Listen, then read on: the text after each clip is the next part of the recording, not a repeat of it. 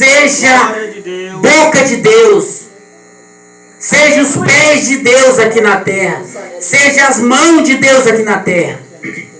Aleluia. Para que logo o povo de Deus seja salvo. E então Jesus vem para resgatar a sua igreja, para levar a sua igreja a salva. Amém?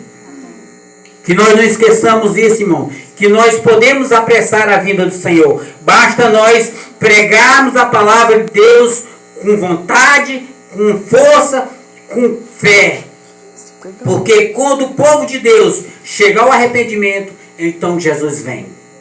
Amém? Glória de Deus. E ele continua dizendo. Aleluia. Ele vai dizer assim: todavia, de acordo com a promessa, esperamos novos céus e nova terra, onde habita a justiça. Ou seja, os falsos profetas estavam enganados.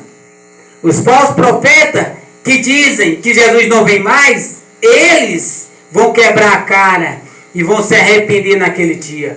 Porque a promessa de Jesus é de novos céus e nova terra para nós, irmão. O que nós aguardamos aqui é novos céus e nova terra, onde habita a justiça, onde não entra a injustiça, onde não haverá dor, nem choro, nem sofrimento, nem rancor, nem amargura, nem ódio. Nada que possa tirar a paz, irmão. Lá é o lugar de paz, descanso desta vida. Aleluia. É o novo céus e nova terra, onde habita a justiça. Lá sim há justiça. Lá tem um Deus que reina, entendeu? E aonde não tem obras malignas, entendeu? É um lugar santo. É essa promessa que nós aguardamos, irmão. Aleluia. Portanto, amado, enquanto esperam estas coisas, empenham-se para seres encontrado por Ele em paz, imaculado e inculpáveis. Ou seja, portanto, esperamos o cumprimento da promessa de Deus. Essas coisas, que coisa é? O cumprimento da promessa, a vinda do nosso Senhor Jesus. Se nós esperamos a sua vinda, nós temos que trabalhar para sermos encontrados com Ele em paz. Aleluia. Ou seja, nós devemos ter paz em nosso coração acerca da promessa. Nunca esquecer de que Ele prometeu de voltar e nos buscar para levar para morar com Ele. Entendeu? Como diz João 14, do 1 ao 6.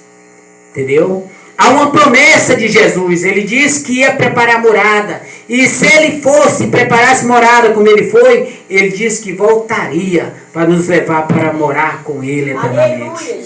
Entendeu? Essa promessa. Aleluia. Se nós cremos nessa promessa, nós temos que ser encontrados, trabalhar para ser encontrado por Ele em quê? Em paz. Paz em nosso coração. Aleluia. O que é a paz de Cristo, irmão? Paz de Cristo não é a paz deste mundo. A paz de Cristo não é a paz que o mundo oferece. O mundo oferece uma paz exterior. O mundo oferece uma paz que o dinheiro pode dar. É aquela paz que você com dinheiro pode contratar um segurança, um pistoleiro armado, e ele vai andar com você e ele vai tentar te proteger. Mas ele não consegue te livrar dos laços do diabo, irmão. Porque o diabo está sempre ao redor do povo, tentando destruir o povo. Aleluia. A paz que nós esperamos, que nós temos que ter na volta de Jesus, é a paz de estar seguro com a salvação. É a paz que nos concede o consolo da salvação eterna. Aleluia. É a paz que nos garante a salvação, irmão. Quando Cristo vier, nós temos que ter paz. Ainda que nós estejamos doentes, ainda que nós estejamos sendo perseguidos, martirizados, não importa. O importante é que nós temos paz, porque nós sabemos que o nosso Senhor voltará para nos buscar. Aleluia, Deus. Amém? Glória a Deus. Glória a Deus. E a morte para o crente, irmão, não é sofrimento e nem tristeza. A morte para o crente é um alívio, é paz. O crente que morre, ele está livre das tentações do mundo e do diabo. Entendeu? Aleluia. Por isso, irmão, não tenha medo da Glória morte de também, Deus. caso ela venha antecipada. Porque uma vez que ela veio, você está sendo poupado por Deus de outras coisas piores que sugeriu. Mas ele continua o texto dizendo: tenham em mente que a paciência do nosso Senhor significa salvação, como nosso amado irmão Paulo, nosso amado irmão Paulo escreveu em todas as suas cartas, falando destas coisas, deste assunto. Suas cartas contêm coisas difíceis de entender, as quais os ignorantes e estáveis, ou seja, os falsos mestres, torcem, deturpam, como também faz com a demais escritura, para a sua própria destruição deles. Irmão, o que Pedro está dizendo aqui? Primeiro, Pedro está dizendo assim: a paciência de nosso Senhor significa o quê? Salvação. Por que Jesus não veio ainda? Eu disse agora há pouco. Porque ele está esperando e tendo misericórdia do povo, para que o povo seja salvo logo. Que o povo chegue ao arrependimento. Para que ele possa vir encontrar o seu povo crendo em segurança. Entendeu? E ele vai dizer assim, ele vai citar o apóstolo Paulo, ele vai dizer, como também o nosso amado irmão Paulo lhe escreveu em todas as suas cartas. Irmão, todas as cartas do apóstolo Paulo tratavam da segunda vinda de Jesus, exceto Filemão. Somente uma carta, Filemão, que não fala da segunda vinda. Mas todas as outras cartas do apóstolo Paulo tratam da segunda vinda de Jesus. A segunda vinda de Jesus era um assunto tão importante para eles, irmão, como deve ser para nós, que nós não devemos deixar de pregar sobre a segunda vinda. Por quê? Porque o mundo, ele prega que Jesus não vem, para que o povo relaxe e vá viver uma vida natural do mundo e seja encontrado, aleluia, fazendo aquilo que o Senhor não se agrada. Mas nós devemos pregar sempre sobre a segunda vinda de Jesus, para que o povo de Deus esteja atento para a sua segunda vinda, para que quando Cristo vier, irmão, nós estejamos preparados esperando Ele. Aí ele diz assim, ele vai dizer, como nosso amado Paulo escreveu, e nas suas cartas tem coisas difíceis de entender, as quais os ignorantes e estáveis torcem, que deturpam, como também faz com a demais escritura. O que ele está dizendo? A carta do apóstolo Paulo, que também é difícil, Pedro também lia as cartas do apóstolo Paulo, mas ele vai dizer, as cartas do nosso amado Paulo é difícil de entender. Ou seja, até Pedro tinha dificuldade para entender as cartas de Paulo. Mas uma coisa ele não disse, que elas são falsas. Ele disse que elas são difíceis de entender, mas ele vai dizer lá na frente que os ignorantes estáveis torcem, como faz com a demais escritura. Ou seja, Pedro cria que a carta do apóstolo Paulo era a escritura sagrada. Que o apóstolo Paulo era um apóstolo de Deus. Aleluia. Era um homem escolhido de Deus para escrever as escrituras que nós temos aqui, as cartas de Paulo em nossa Bíblia. Amém? Pedro também cria que as cartas de Paulo era a escritura sagrada. E ele continua dizendo, estamos finalizando, ele vai dizer assim, verso 17, portanto, amado, sempre com carinho ele vai dizer, aleluia, sabendo disso, guardem para que não fiquem, guardem para que não cercam a sua, para que não percam a sua firmeza e caiam. Guardem-se para que não percam a sua firmeza e caiam. Aleluia. Amém? Nós temos que guardar todo o ensino das Escrituras, irmão, com uma finalidade. Para que é? Para que nós não venhamos cair da nossa firmeza. Entendeu? Porque uma vez que nós estudamos as Escrituras, nós temos ela em mente, nós estamos firmes. Ainda que os falsos profetas cheguem e anunciem outro evangelho, mas nós temos o evangelho verdadeiro em mente. Então, estamos seguros disso, nós não caímos. Glória de Deus. Mas se você não estudar, não se preparar, irmão, quando eles vierem com seus escárnios, com seus falsos ensinos, você cai, porque você não está firme nas Escrituras. É necessário nós se firmar nas Escrituras. Entendeu? Tem pessoas que acham que nós não precisamos se preparar. Mas a Escritura diz que nós temos que estar preparados. Entendeu? Preparado. Com a palavra de Deus na mente. Para responder na hora certa. Glória Jesus a fez Deus. isso, irmão. Aonde Jesus demonstrou isso para nós? Na tentação no deserto. Quando Jesus foi batizado, foi levado pelo Espírito para o deserto, o diabo tentou ele 3 vezes. E ele, com a palavra a palavra da antiga lei, entendeu? Que era o Antigo Testamento. Jesus tinha ela na mente. Jesus usou a própria palavra de Deus para combater os ataques do diabo, irmão.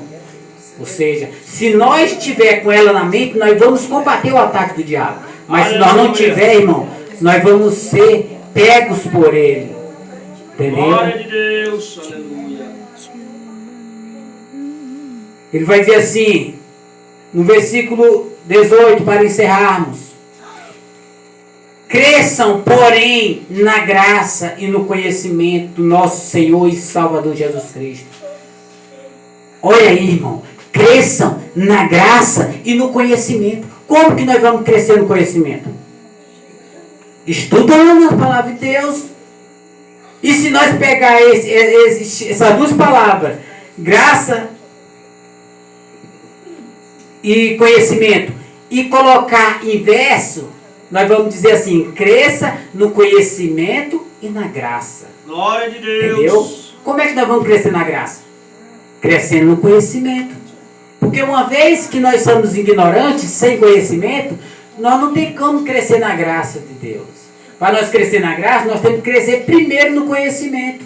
Quanto mais nós se firmamos na palavra, mais nós estudamos, a nossa fé fica mais forte. Nós vamos ter mais postura, Aleluia. firmeza na hora de expor as Escrituras. Irmão. Aleluia. Entendeu? Glória a Deus. Quanto mais firme nós tiver com a palavra em nossa mente, irmão, com mais firmeza nós vamos poder afirmar as Escrituras. Porque se nós não estudar, nós vamos pregar com medo de errar. Mas uma vez que você Glória tem a ela Deus. Aleluia. gravada em sua mente, você não vai ter medo de errar, irmão. Porque a Escritura está gravada em sua mente, no seu Aleluia. coração. Amém? Glória, glória a Deus. E ele termina com a doxologia dizendo assim: a ele seja glória, agora e para sempre. Amém. Glória de Deus. A ele quem? Aleluia. Nosso Aleluia. Rei Jesus. Amém? Glória a Deus. Aleluia. Que o Senhor seja louvado, irmão. Graças a Deus, irmão. Nós temos a Bíblia em nossas mãos. Irmãos, isso é um privilégio para nós que moramos num país onde nós temos liberdade de expressão e de religião. Porque hoje mesmo, neste exato momento, tem irmão nosso sendo mortos, delegolado, cortado o pescoço.